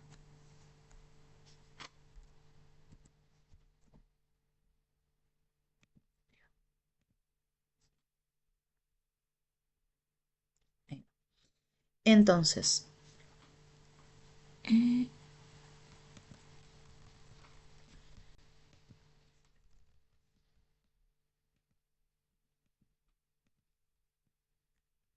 Bien. Entonces tenemos el radio atómico, lo que va a querer explicar, ¿sí? Es esto, desde el núcleo, ¿sí? Porque vamos a tener el sistema de orbitales es así.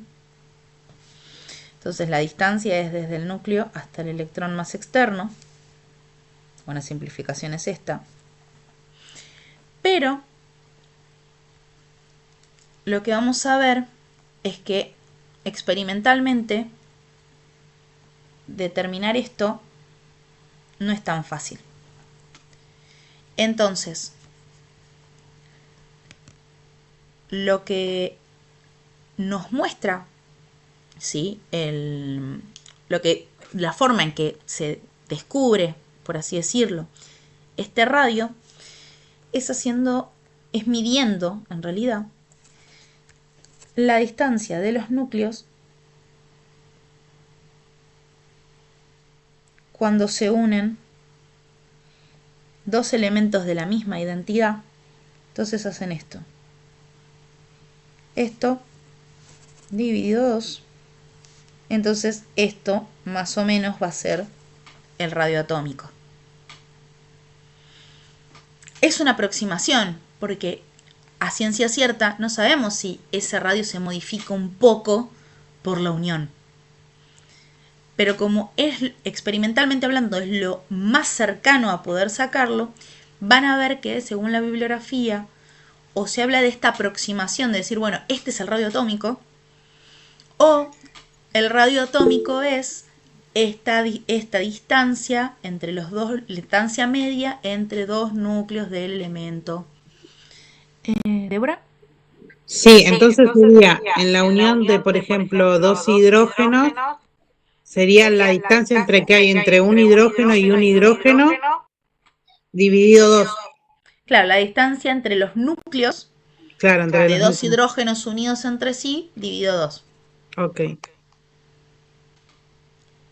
Otra vez, esta es la forma más de explicarla, pero vayan a la bibliografía que va a estar químicamente más lindo desarrollada la definición, pero acá es esto como para que ustedes puedan ver, para en realidad entender qué es lo que busca explicar y cómo se llega a eso también. Nosotros lo vamos a tomar como que es nuestro radio atómico, ¿sí? Pero sepan que la definición en bibliografía o en diferentes lados la van a encontrar de esta forma.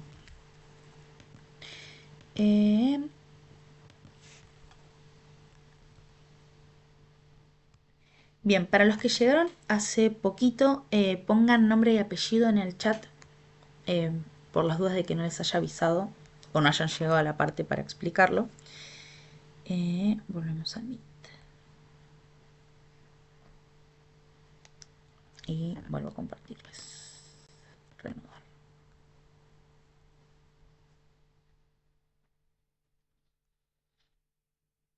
Ahí está, perfecto.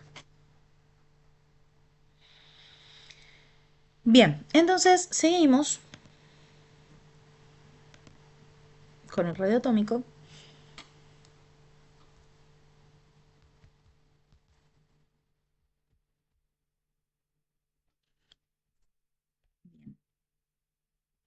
Bien, por ejemplo, acá estaba buscando una de las definiciones que dice de radio atómico, que es identifica, porque ya no es el radio es, sino el radio atómico identifica la distancia media entre dos núcleos de un mismo elemento enlazados entre sí. Y también se puede medir desde el núcleo hasta el último electrón, ¿sí? Entonces van a ver que dependiendo uno dónde lo busque, hacen más o menos aclaraciones. Pero, ¿qué nos interesa de la información que nos brinda el radio atómico o cómo estimar ese radio atómico?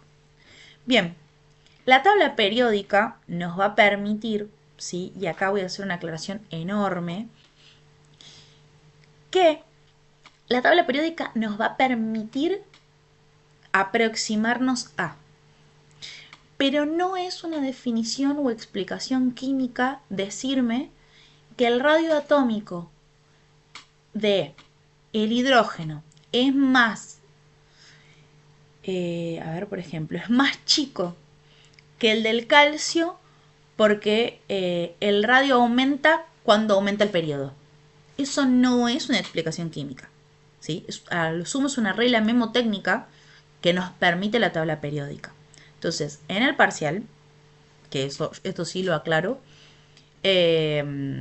porque después se corrige como mal, o mejor, o a medias, es que no se puede justificar diciendo porque aumenta en la tabla periódica. La tabla periódica nos va a explicar, ¿sí? O nos va a permitir aproximar que el radio aumenta cuando aumenta el periodo, porque lo que pasa cuando uno va aumentando el periodo, se están añadiendo electrones a niveles más alejados del núcleo. Es decir, un átomo con más electrones. Entonces, preguntaba Débora, ¿sí? No, se podía volver a explicar otra vez lo del radio atómico. O Sí, sea, sí. bien, bien. Ahí paso a la tableta, si les muestro y se entiende un poquito mejor.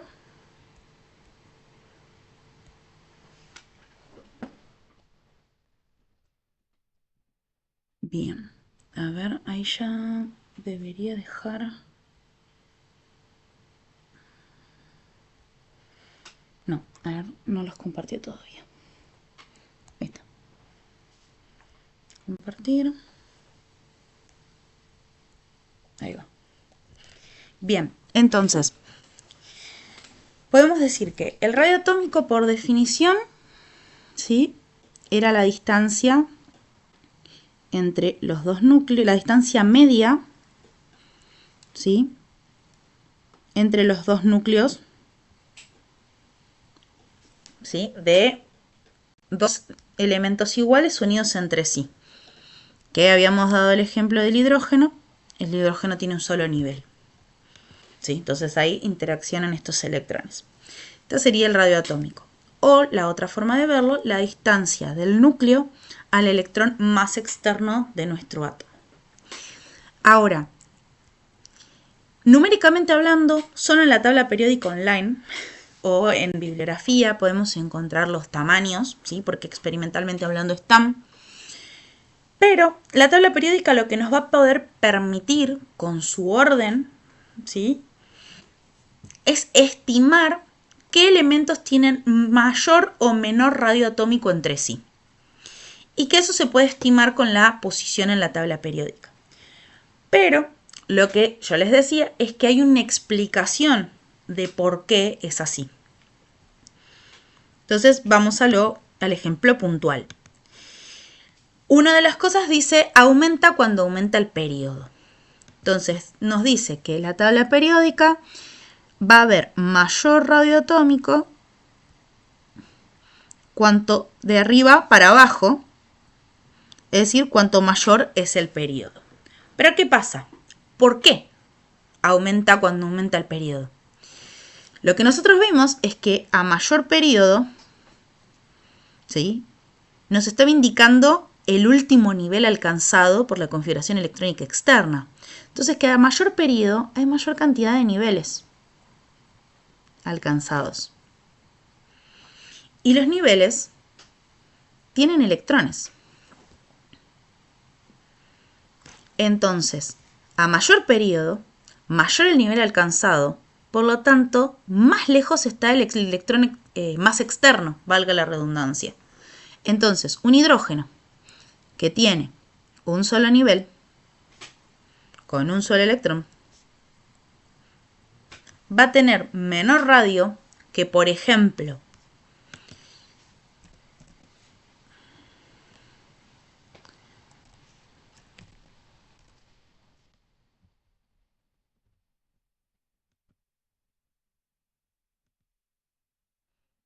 y ahí me carga.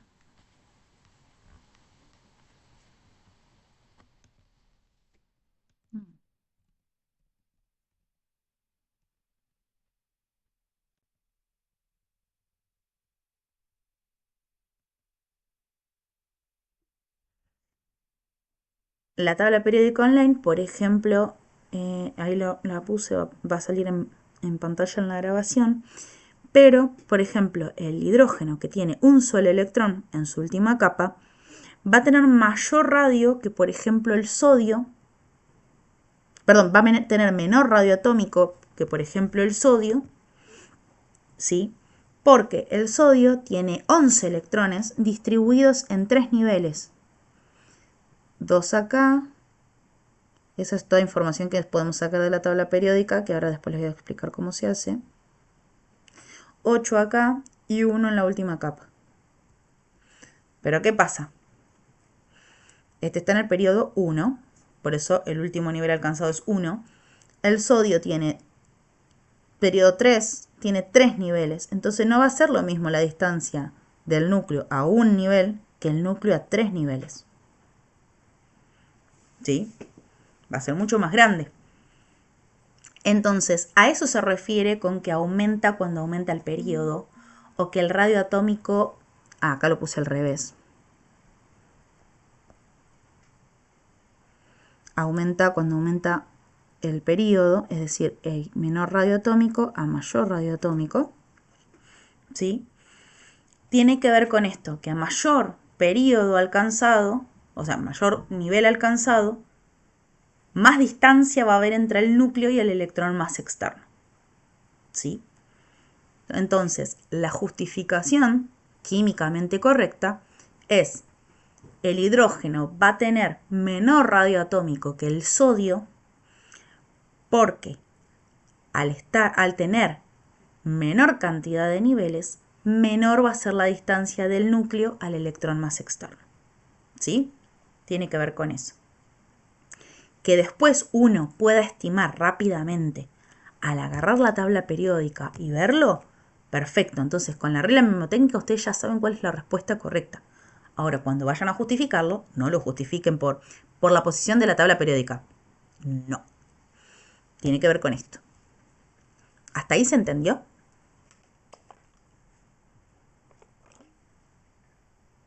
Sí. Buenísimo. Bien. Y la otra regla es disminuye cuando se aumenta el grupo. Es decir que disminuye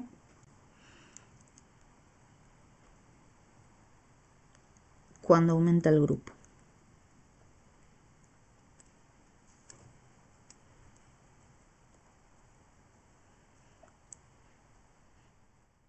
Acá.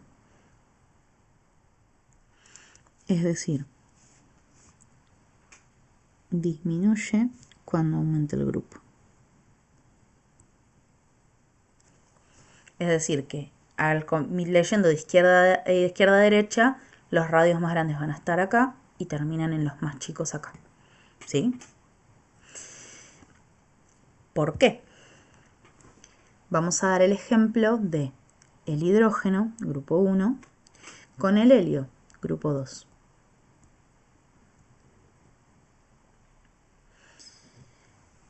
Están en el mismo periodo, pero diferente grupo. ¿Qué pasa? Tienen la misma cantidad de niveles, pero tienen diferente cantidad de electrones en esta última capa. Y algo no menor es que también tienen un núcleo con diferente cantidad de protones. Y eso tiene que ver con un concepto, que ahora lo retomamos con las diapos, que se llama carga nuclear efectiva. Cuando hablamos de elementos de un mismo grupo, vamos a tener que comparar lo que se le llama la carga nuclear efectiva, que, como su nombre lo indica, que este es de los casos, como les dije, que su nombre dice un montón de cosas, carga nuclear efectiva,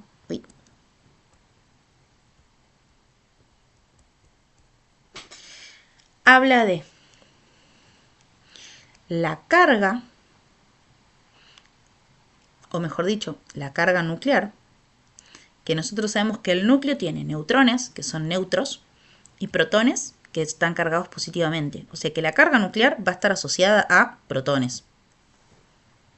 ¿Sí? Porque es la única carga nuclear que tenemos. Y efectiva tiene que ver con que es la carga nuclear, es decir, la carga positiva del núcleo que llega efectivamente al electrón más externo, ¿sí? Porque yo puedo tener 78 protones en el núcleo y que eso es una carga positiva que atrae al electrón más externo, que no deja de ser una carga negativa. Y si lo pensamos desde el punto de vista de imanes, por ejemplo, del magnetismo, lo positivo con lo negativo se atraen, ¿sí? Los opuestos se atraen. Entonces, ese 78 podría ser neto, pero entre medio hay niveles de electrones, o puede haber niveles de electrones que afecten, ¿sí? Entonces, ahí les muestro con la diapo lo que es carga nuclear efectiva, que suele ser lo más costoso de entender, así que si no se entiende de una, tranqui.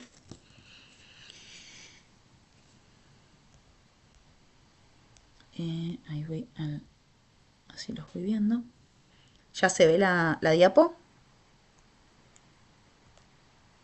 Sí. Sí, profe. Buenísimo. Entonces, disminuye cuando aumenta el grupo, como les decía, porque aumenta la carga nuclear efectiva, es decir, núcleo con más protones. ¿Qué pasa? En el caso del hidrógeno con el helio, como vimos, tienen la misma cantidad de niveles, o sea que la distancia en teoría sería la misma, pero esa distancia también está condicionado por cuán atraído por el núcleo es ese electrón más externo. Entonces fíjense que el núcleo del hidrógeno va a tener un protón, pero el helio va a tener 2 protones. Entonces, si bien la distancia en niveles es la misma, va a haber una mayor atracción nuclear en el caso del helio que del hidrógeno. Entonces se condice con que el hidrógeno que está en el grupo 1 tenga mayor radio que el del helio, porque a mayor atracción, ¿sí?, va a estar como más comprimido. Entonces esos electrones se atraen más al núcleo y queda un radio más pequeño. La explicación o definición químicamente correcta de esto que les estoy explicando es que la carga nuclear efectiva va a ser la carga nuclear, es decir, la carga del núcleo, detectada por este electrón más externo cuando se toman en cuenta tanto la carga nuclear real, ¿sí?, como su nombre lo indica, ¿cuál es la carga nuclear real? La cantidad de protones, porque es lo que tiene, como los efectos repulsivos de los demás electrones. En el caso del helio, hay un aporte mínimo que nosotros despreciamos en la cuenta que les voy a mostrar ahora de los electrones colindantes, es decir, los electrones que están en el mismo nivel. Pero vamos a hablar de efectos repulsivos o pantalla de los demás electrones entre medio, ¿sí? El helio justo no es el mejor ejemplo para esta parte. ¿Qué quiero decir con esto? Esta carga positiva o carga nuclear neta es con la que el núcleo atrae estos electrones externos en un átomo que nosotros hablamos polielectrónico, ¿sí? Es decir, que tiene muchos electrones o tiene más de 2 electrones. Entonces, los electrones más cercanos al núcleo van a actuar como un efecto de pantalla, la atracción que va a ejercer esta carga nuclear de los protones sobre los electrones más externos. Piénsenlo a modo de cine coliseo, o cine, en realidad uno da el ejemplo del cine, pero vamos a ir al de cine municipal o de sociedad de fomento, en la que no tenés como escalonado, ¿sí?, sino que está todo al mismo nivel. Si yo quiero ver la pantalla del cine y estoy en primera fila, la voy a ver sin nadie entre medio. Si lo veo desde la segunda fila, probablemente vea, pero tengo personas adelante. Ahora, si lo veo desde la 10ª fila, se me va a hacer un poco más difícil ver. O podemos verlo como el efecto recital, ¿sí? El recital en campo, que ahí no tenés alturas, estamos todos al mismo nivel. Entonces, el que está en primera fila ve de lleno el recital, el que está mucho más atrás se complica. Bueno, eso tiene que ver con la carga nuclear efectiva.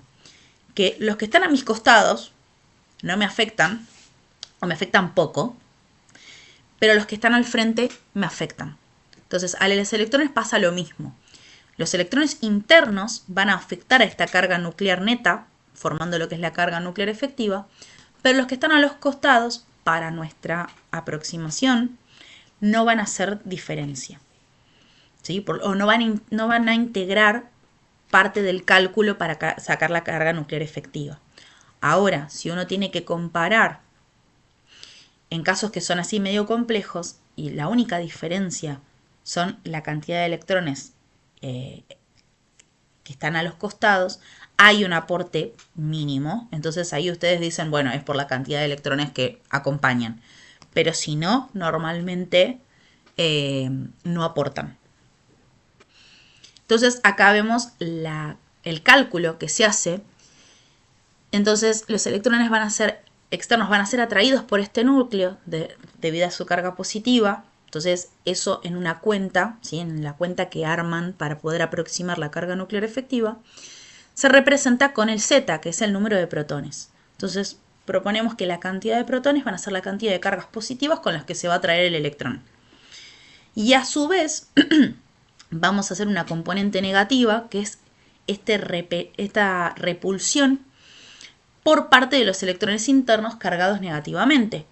Entonces en ese caso vamos a hablar del efecto pantalla o S, ¿sí? Que es screening, que va a restar.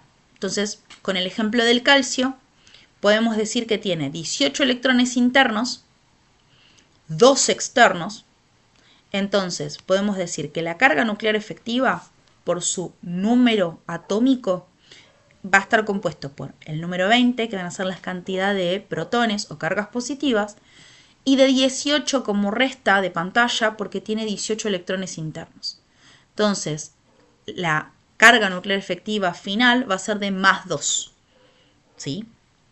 Esta aproximación no saca el número del radio atómico, pero sí podemos compararlo entre elementos para ver cuál va a tener mayor o menor radio atómico. Entonces, en el caso del hidrógeno, electrones internos no tenemos, o sea que la componente S no estaría, pero el Z en el caso del hidrógeno es 1 y en el del helio es 2. Entonces van a tener carga nuclear efectiva más 1 para el hidrógeno y carga nuclear efectiva más 2 para el helio.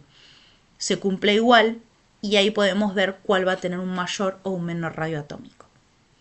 Sé que es complejo, pero hasta ahí más o menos se entiende. Estuvo bastante rebuscado lo último. Es complejo, sí, eso lo entiendo, que es complejo. Pero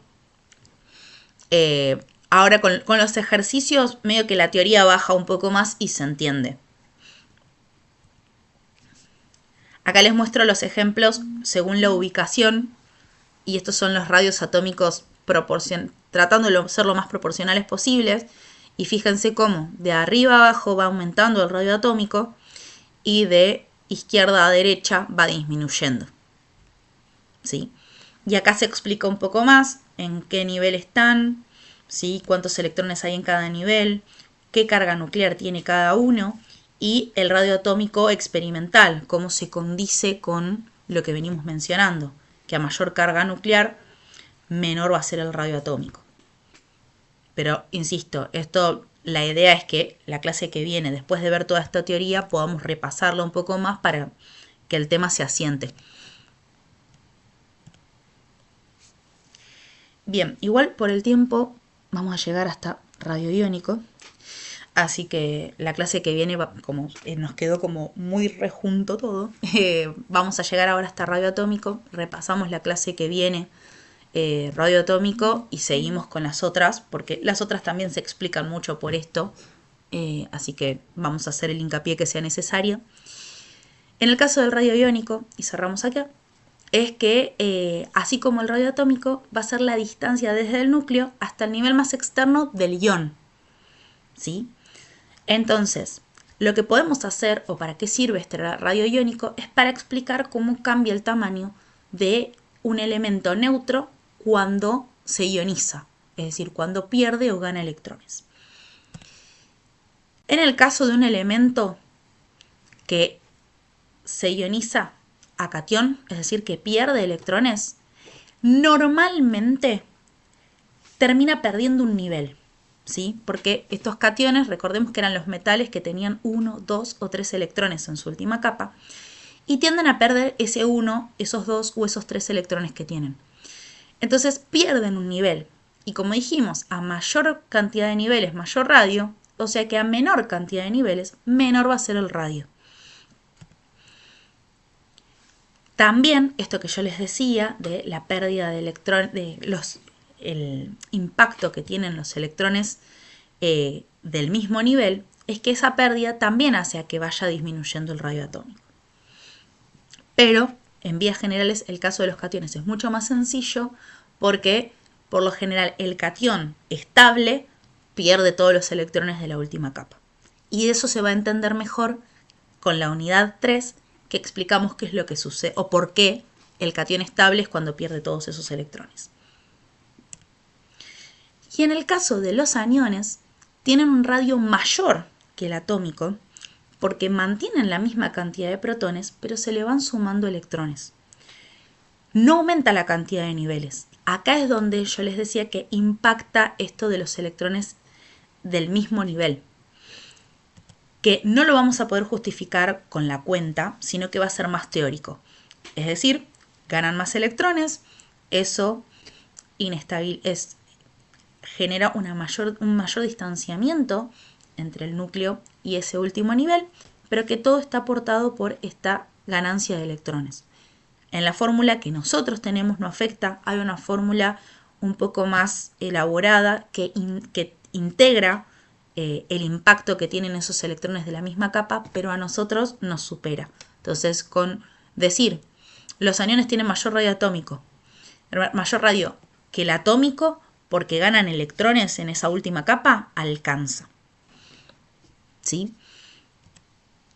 Y acá pueden ver las comparativas. Fíjense en el caso del sodio, pierde ese último electrón de la última capa, entonces pierde un nivel, y fíjense cómo pasa casi a la mitad, ¿sí?, del radio, mientras que el caso del flúor gana un electrón y aumenta el radio atómico casi al doble también, ¿sí? Nada, hay algunas cosas que son más teóricas, otras que las podemos modelizar con matemática. En el caso del radio iónico nos vamos a mover un poquito más con lo teórico. En el radio atómico tenemos esa cuentita facilitadora con la carga nuclear. Bueno, llegamos hasta acá por la cantidad de info. La clase que viene terminamos con las propiedades periódicas. ¿Sí? Sigan repasando con los videos y con los ejercicios. Pueden ir haciendo el resto de ejercicios. Y si tienen alguna duda, las pueden ir poniendo o en el foro o por el grupo de WhatsApp en horarios amigables a la familia y el sueño. Y los vamos acompañando hasta la próxima clase. Gracias. Gracias, profe. Hasta la próxima. Hasta la próxima. Buen fin de chao.